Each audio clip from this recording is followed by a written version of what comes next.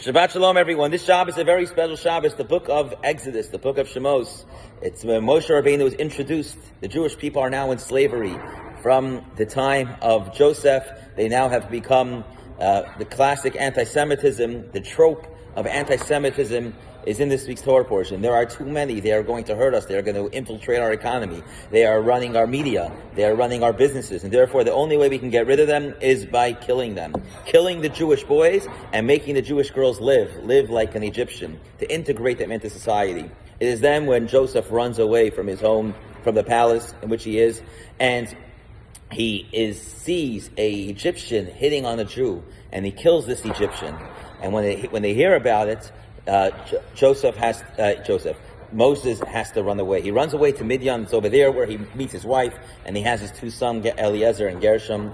And ultimately there God sends him the message through the burning bush in this week's Torah portion that he has to go back and return to the land of Egypt in order to take care of the Jewish people, in order to return the Jewish people to the land of Israel.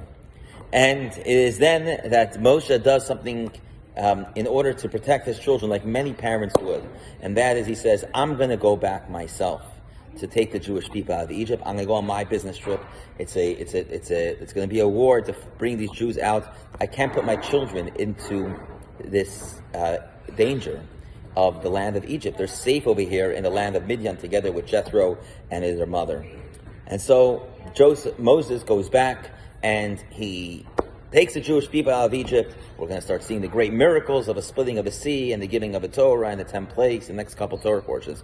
But we don't find afterwards is the sons of Moses. The children of Moses are no longer in the Torah. We never hear from them again. They are not part of any future leadership. And the question is why?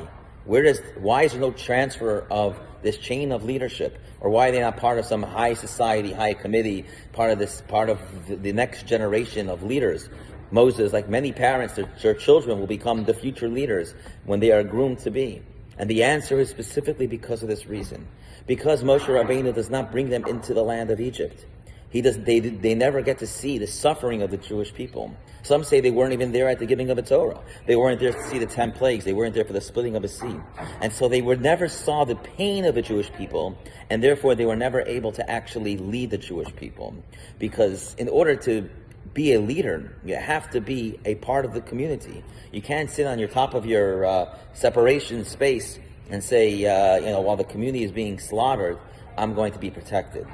Imi anaychi b'tzara, I am here with you in my pain. And so Moses goes back, and he's in the land of Egypt, but his sons do not. And because of that, we don't find them again to be the future of Jewish leadership. This happens sometimes, that we need to sometimes we are protected from our children. We don't want to expose them to anti-Semitism. We don't want to expose them to the realities of life as a Jew. And there was a Jewish individual sometimes has anti-Semitism, and we have security for that reason. But nevertheless, without that exposing of them, of understanding the real world out there, then sometimes we may not be sheltering them and protecting them, but later on we may stop them from growing into the person that they should be, and as a future leader. We'll find that many times in many aspects of our children's life. We don't want to see them work hard like we did. We don't want to see them work hard like our grandparents did, which they suffered in order to have everything that we have today. And then what happens is you'll see many of the children grow up and they think they're entitled, and they don't like to work, and they're doing drugs, and they're doing all these just non-active things because they grow up in a way where everything was taken care of for them. Everything was spoon-fed for them. Whereas our generation, the generation prior to us, and the grandparents, of course, worked for every single penny that they had. And so what happens is that we entitle our children, and then they don't grow up into the leader that we want them to be. And that is a grave mistake that maybe Moses has done, or maybe Moses did, by being the sheltering father or the protecting father.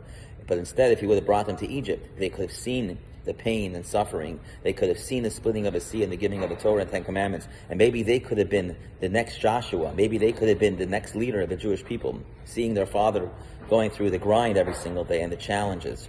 And so in our own life, in our children's life, we need to be able to make sure that we teach them the values that we went through, that we teach them the values that our grandparents went through, and we don't just protect them and shelter them from the challenges of the world that they're in.